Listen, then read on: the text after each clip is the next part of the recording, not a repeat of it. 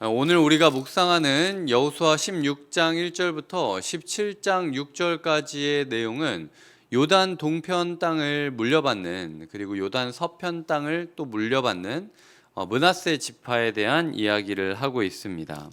이 에브라임 지파에 대해서, 에브라임 자손의 기업에 대해서 이야기를 하는 것이 16장의 내용인데요. 16장의 내용은 대부분 어제 묵상했던 것과 비슷한 결을 가지고 있고 17장 1절부터 6절까지를 중심으로 해서 묵상을 해보도록 하겠습니다. 이 므낫세 지파를 소개할 때 17장 1절을 보면 요셉의 장자였다라고 이야기하고 있습니다.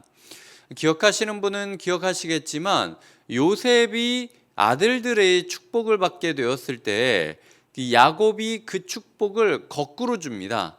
야곱이 둘째이지 않습니까? 본인이 둘째로서 서러웠던 것, 밀렸던 것, 그럼에도 불구하고 하나님이 나를 축복하시고 인도하셨던 것을 기억하고 있었고, 에브라임과 므낫세를 보았을 때 이 므낫세라는 사람이 장자였음에도 불구하고 이 장자의 축복을 줬던 것이 아니라 둘째에게 손을 엇갈려서 둘째에게 첫째의 축복을 주고 첫째에게 둘째의 축복을 주는, 그렇기 때문에 이 에브라임과 므낫세를 이야기할 때 므낫세는 항상 양보해야 됐던, 하나님의 은혜를 노래하기 위해서 양보해야 됐던 자손들의 후예라는 겁니다. 그렇기 때문에 마음 가운데 서러움, 원망, 불평, 의심, 왜 나만 둘째여야 돼? 다른 집들은 다 괜찮은데 왜 나만 손해봐야 돼? 나도 장자잖아 라고 얘기할 수 있음에도 불구하고 오히려 더 하나님의 은혜를 드러내야 되기 때문에 손해봤던 사람들의 후손이라는 겁니다. 우리로 치자면은 교회 하루라도 더 오래 나온 사람은 뭔가 간식 하나라도 더 양보해야 될 것 같고, 그리고 내가 조금이라도 더 은혜를 안다면 뭔가 봉사하고 가르치고 헌신하고 희생하고 해야 될 것 같고, 이게 왠지 서러운 것 같고, 나도 힘든데, 나도 가나안 정복 전쟁하면서 나도 고됐는데, 나도 피곤한데 왜 나만 맨날 일해야 돼?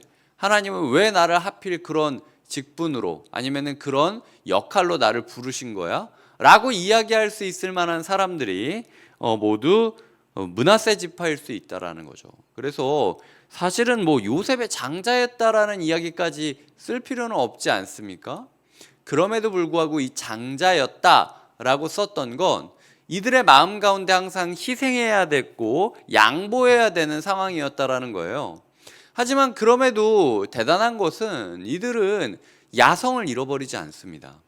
이 은혜로 인하여, 그 은혜를 드러내는 것으로 인하여 불평하고 자신의 희생을 강조하고 하나님을 원망하고 이런 것이 아니라, 오히려 보면은 1절에 그는 용사였기 때문에, 당시 용사라는 단어는요 그냥 이름만 붙여주는 용사가 아닙니다. 진짜 전쟁에서 큰 역할을 했던 거예요. 길앗이라는 곳과 바산이라는 곳을 받게 되었다. 길르앗과 바산을 점령하는 과정 가운데 이 므낫세의 후손이었던 마길이라는 사람이 엄청난 공헌을 한 것입니다.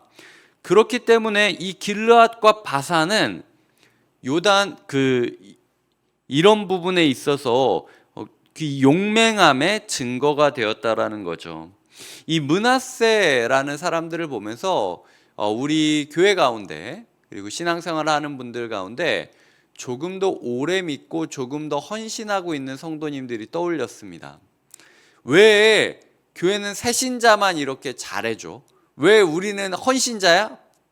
맨날 이렇게 어디 처박아주고 버리듯이 이렇게 희생하고 양보해야 돼? 라고 할 수 있음에도 불구하고 하나님의 사명을 위해서, 내일이 아닌 전쟁을 위해서도, 그리고 하나님이 준비하신 전쟁을 끝까지 싸운 사람들이 있다라는 거예요. 그들에게 하나님께서 큰 용사라 불러주시며 땅을 물려주신다라는 것이죠. 우리의 삶 가운데 우리가 맡은 역할을 너무 손해보는 걸로만 생각하지 마시고 므낫세 지파의 축복이다라고 생각하시면서 우리에게 물려진 전쟁을 힘내어 싸우고 큰 용사라고 불릴 것을 기대해야 된다는 것. 이것이 첫 번째 묵상의 내용이었고요. 두 번째 보면 3절에 보면 여성들의 이름이 등장합니다. 말라, 노아, 호글라, 밀가, 디르사 이렇게 여인들의 이름이 기록되어지고 있는데요. 마치 이 여인들의 이름을 반복해서 부르면 방언처럼 들리기도 하는 특이한 이름들입니다. 이 여인들의 이름을 주목하셔야 될 게 민수기 27장 초반부에서 이 여인들이 이미 자신들의 땅을 물려줄 것을 요청하고 그 민수기에 기록이 됩니다. 땅을 물려주고 백성들이 나뉘어지는 분기점에 있어서 이 여인들이 남성이 아님에도 정당한 권리를 요청했고 그 이스라엘이 그 정당한 권리를 요청하는 그들의 요청을 받아들이고 있다라는 사실을 우리가 잊지 않으셔야 돼요. 이 여인들은 상식이나 아니면은 전례에 매여 있지 않았습니다. 옛날부터 이랬기 때문에 우리도 이럴 거다 함부로 판단하지도 않았고요. 남들이 이렇기 때문에 우리도 이럴 거다 이렇게 함부로 판단하지도 않았습니다. 오직 은혜가 원칙이었어요. 내가 아는 은혜의 하나님이라면 비록 우리 집에 아들이 없고 딸만 있다 할지라도 하나님께서 은혜를 베풀어 주실 것이다. 내가 아는 공동체라면 이런 부분에 있어서 편견을 가지지 않고 나의 목소리를 들어줄 것이다. 이 여인들은 은혜의식이 충만한 상태였다라는 겁니다. 그리고 그것이 이스라엘의 민수기 백성들을 분류하고 백성들을 규정짓는 것에 큰 분기점이 된다라는 거죠. 민수기 마지막 장을 보면 36장 후반부에서 이 여인들이 땅을 물려받는 것으로 또 한 번 이 여인들의 이름이 등장하게 됩니다. 그러면서 조건을 하나 다는데 만약 다른 사람들, 이스라엘이 아닌 사람들이랑 결혼을 할 경우에는 그 땅을 박탈당하게 될 것이다. 괜찮겠냐? 라고 이야기를 하는 장면이 명령이 등장합니다. 이들은 그저 자신이 은혜 공동체 안에 있다라는 사실을 누리기만 하며 혜택을 얻기만 한 것이 아니라 은혜 공동체의 일원으로서 하나님의 은혜에 합당하게 살아가야 된다라는 책임 또한 가지고 있었던 것이죠. 이렇게 민수기가 끝납니다. 그리고 그 민수기의 약속을 따라서 이제 그들에게 정당한 기업이 물려졌다. 여호수아가 그 원칙을 실제로 삶에 구현하고 있다라는 모습을 기억해야 된다라는 것이죠.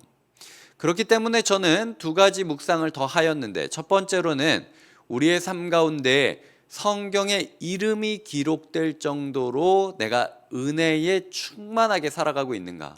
하나님의 은혜를 믿기 때문에 기존의 상식과 전례와 내 주변 사람들의 모습들도 다 뒤로 하고 오직 은혜 앞에서 판단하고 은혜를 구하며 살아가고 있는가. 두 번째로는 공동체 가운데 우리가 은혜를 노래하며 은혜를 일원칙으로 삼아서 시행하고 있는가. 그런 사람들이 오히려 이스라엘 백성들의 수많은 남성들, 수많은 사람들이 있음에도 불구하고 이 은혜를 노래했던 여인들의 이름이 기록되었다라는 것은 우리 이름 또한 연약해도 그리고 우리 이름 또한 부족해도 하나님의 은혜를 노래한다면 기록될 수 있다라는 것을 이야기하는 것이죠. 우리의 삶에 온전히 은혜만 노래하는 시간들을 가져야 된다라는 것, 이것이 주님께서 우리에게 주시는 교훈입니다. 말씀을 맺겠습니다. 저는 오늘 말씀을 바라보며 생명책에 제 이름이 그리고 하나님 나라의 역사에 제 이름이 그리고 곁에 있는 교회가 기록되기를 하나님께 기도하는 시간을 가졌습니다. 하나님께서 우리가 부족한 거 아십니다. 마치 다 싸우러 가고 다 기업 물려받아야 되는데 아들들은 없고 딸들만 있는 것처럼 주님, 내 안에 선한 것이 하나도 없고 내 안에 능한 것이 하나도 없습니다라고 고백하게 되는 것이, 그게 제가 저 자신을 보는 관점 그리고 우리 교회를 보는 관점 중 하나입니다. 하지만 그럼에도 불구하고 하나님께서 우리에게 은혜를 주셨으니 하나님과 그리고 이웃들과 은혜를 만끽하면서 우리가 구하지 않아도 될 것을, 구하지 못할 거라고 생각했던 것을 구하는 하루를 보내시기 바랍니다. 설 명절을 앞두고 제가 이 말씀을 붙잡고 성도님들의 평안을 구했습니다. 성도님들의 행복을 구했습니다. 성도님들의 건강을 구했습니다.